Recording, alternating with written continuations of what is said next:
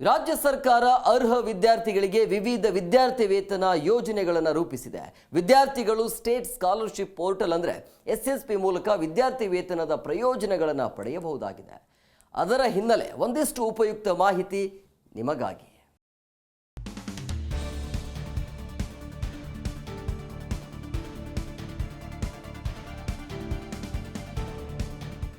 ಕರ್ನಾಟಕ ರಾಜ್ಯ ಸರ್ಕಾರ ಅರ್ಹ ವಿದ್ಯಾರ್ಥಿಗಳಿಗೆ ಸ್ಕಾಲರ್‌ಶಿಪ್ ನೀಡಲು ವಿದ್ಯಾರ್ಥಿ ವೇತನ ಯೋಜನೆಯನ್ನ ರೂಪಿಸಿದೆ.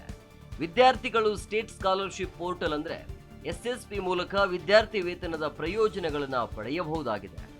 ಇಡೀ ಕರ್ನಾಟಕದಾದ್ಯಂತ ವಿದ್ಯಾರ್ಥಿಗಳಿಗೆ ಪ್ರಕ್ರಿಯೆಯನ್ನು ಸರಳಗೊಳಿಸಲು ನಿರ್ಮಿಸಲಾದ ಪೋರ್ಟಲ್ ಇದಾಗಿದೆ. ಸ್ಕಾಲರ್‌ಶಿಪ್ಗೆ ಅಪ್ಲೈ ಮಾಡಲು ಡಿಜಿಟಲ್ ಸ್ನೇಹಿ ಪೋರ್ಟಲ್ SSP ಅಂತಲೂ ಕರೆಯಬಹುದು. ಆರ್ಥಿಕವಾಗಿ ಹಿಂದುಳಿದ ವಿದ್ಯಾರ್ಥಿಗಳಿಗೆ ವಿದ್ಯಾರ್ಥಿ ವೇತನದ ಮೂಲಕ ಸಹಾಯ ಮಾಡಲು ಶುರು ಮಾಡಿದ ಪೋರ್ಟಲ್ SSP. ಇದು ಶಾಲಾ ಶುಲ್ಕ, ಪುಸ್ತಕಗಳು ಮತ್ತು ಇತರೆ ಅಗತ್ಯಗಳಂತಹ ಶೈಕ್ಷಣಿಕ ವೆಚ್ಚಗಳನ್ನು ಭರಿಸಲು ಸಹಾಯ ಮಾಡುತ್ತೆ. ಇಲ್ಲಿ ಸ್ಕಾಲರ್‌ಶಿಪ್ಗೆ ಅಪ್ಲೈ ಮಾಡಲು ವಿದ್ಯಾರ್ಥಿಗಳಿಗೆ ಕೆಲವು ಮಾನದಂಡಗಳಿವೆ. ವಿದ್ಯಾರ್ಥಿಗಳು ಎಜುಕೇಷನ್ ಮುಂದುವರಿಸಲು ಹಣಕಾಸಿನ ಹೊರೆಯನ್ನು ಕಡಿಮೆ ಮಾಡೋದು ಇದರ ಮುಖ್ಯ ಉದ್ದೇಶ ಆಗಿದೆ.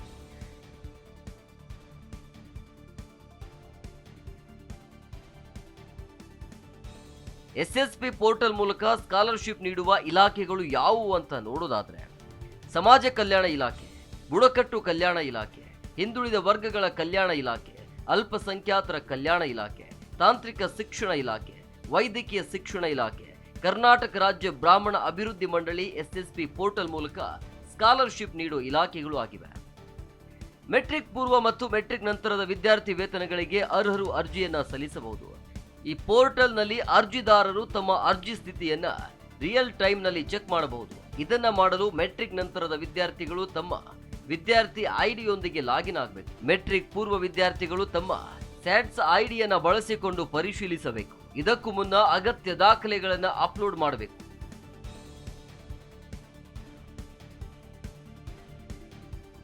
SSP ವಿದ್ಯಾರ್ಥಿ ವೇತನಗಳಿಗೆ ಅರ್ಹತಾ ಮಾನದಂಡಗಳು ಏನು?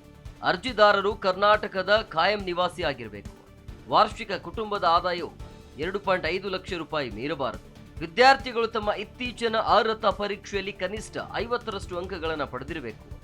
SC, ST, OBC, ಅಲ್ಪಸಂಖ್ಯಾತ, ಆರ್ಥಿಕ ಹಿಂದುಳಿದವರು ಮತ್ತು ಅಂಗವಿಕಲ ವಿದ್ಯಾರ್ಥಿಗಳಿಗೆ ಮುಕ್ತವಾಗಿದೆ. ವಿದ್ಯಾರ್ಥಿ ವೇತನಕ್ಕೆ ಅರ್ಜಿ ಸಲ್ಲಿಸೋದು ಹೇಗೆ? ಅಧಿಕೃತ SSP ವಿದ್ಯಾರ್ಥಿ ವೇತನ ಪೋರ್ಟಲ್ ssp.postmatric.karnataka.government.in ಗೆ ಭೇಟಿ ನೀಡಿ ಹೊಸ ಖಾತೆಯನ್ನು ರಚಿಸಿ ಬಟನ್ ಮೇಲೆ ಕ್ಲಿಕ್ ಮಾಡಿ ನೋಂದಣಿ ಪೂರ್ಣಗೊಳಿಸಿ. ಅದಕ್ಕೆ ಅಗತ್ಯವಿರುವ ದಾಖಲೆಗಳು ಅಪ್ಲೋಡ್ ಮಾಡಿ. ಲಾಗಿನ್ ಆದ ನಂತರ ಡ್ಯಾಶ್ ಬೋರ್ಡ್ನಲ್ಲಿರುವ ವಿದ್ಯಾರ್ಥಿ ವೇತನಕ್ಕಾಗಿ ಅರ್ಜಿಯನ್ನ ಸಲ್ಲಿಸಿ.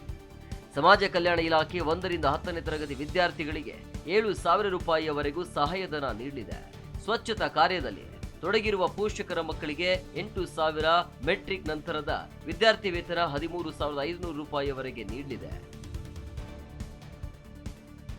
ಬುಡಕಟ್ಟು ಕಲ್ಯಾಣ ಇಲಾಖೆ ಮೆಟ್ರಿಕ್ ನಂತರದ ST ವಿದ್ಯಾರ್ಥಿಗಳಿಗೆ ಕುಟುಂಬದ ಆದಾಯ 2.5 ಲಕ್ಷದವರೆಗೆ ಇದ್ದರೆ 100ರಷ್ಟು ಶುಲ್ಕ ಮರುಪಾವತಿ ಮಾಡಲಿದೆ.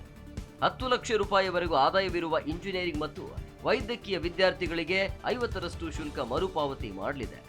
ಹಿಂದುಳಿದ ವರ್ಗಗಳ ಕಲ್ಯಾಣ ಇಲಾಖೆ ವಿದ್ಯಾಸಿರಿ ಸ್ಕಾಲರ್‌ಶಿಪ್ ನೀಡಲಿದೆ. ಪ್ರತಿ ಶೈಕ್ಷಣಿಕ ವರ್ಷಕ್ಕೆ 10 ತಿಂಗಳ ಕಾಲ 1,500 ರೂಪಾಯಿ ಮಾನಸಿಕ ಸ್ಟೈಫಂಡ್ ನೀಡಲಿದೆ. ಪ್ರತಿ ಅರ್ಹ ವಿದ್ಯಾರ್ಥಿಗೆ ವಾರ್ಷಿಕ 4,000 ರೂಪಾಯಿ ಸಿಗಲಿದೆ. ಕೋರ್ಸ್ನ ಆಧಾರದ ಮೇಲೆ 5,000 ರೂಪಾಯಿಯಿಂದ 20,000 ರೂಪಾಯಿವರೆಗೂ ನೀಡಲಿದೆ. ಅಲ್ಪಸಂಖ್ಯಾತರ ಕಲ್ಯಾಣ ಇಲಾಖೆ ಕರ್ನಾಟಕದ ಅಲ್ಪಸಂಖ್ಯಾತರಿಗೆ ಕೋರ್ಸ್ ಮತ್ತು ತರಗತಿಯ ಆಧಾರದ ಮೇಲೆ 3,000 ರೂಪಾಯಿಯಿಂದ 10,000 ರೂಪಾಯಿಯವರೆಗೆ ಶುಲ್ಕ ಮರುಪಾವತಿ ಕೊಡಲಿದೆ.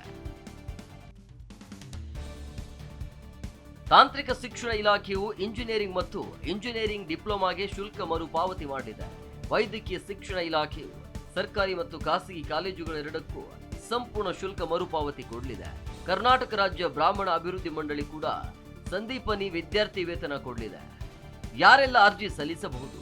ಈ ಪೋರ್ಟಲ್ ಮೂಲಕ ಸಂಬಂಧಪಟ್ಟ ಇಲಾಖೆಗಳಿಗೆ 1ರಿಂದ 10ನೇ ತರಗತಿ ಪಾಸ್ ಆದವರು, PUC, ಡಿಗ್ರಿ ಮತ್ತು ಮಾಸ್ಟರ್ ಡಿಗ್ರಿ ವಿದ್ಯಾರ್ಥಿಗಳು ಸ್ಕಾಲರ್‌ಶಿಪ್ಗೆ ಅಪ್ಲೈ ಮಾಡಬಹುದು.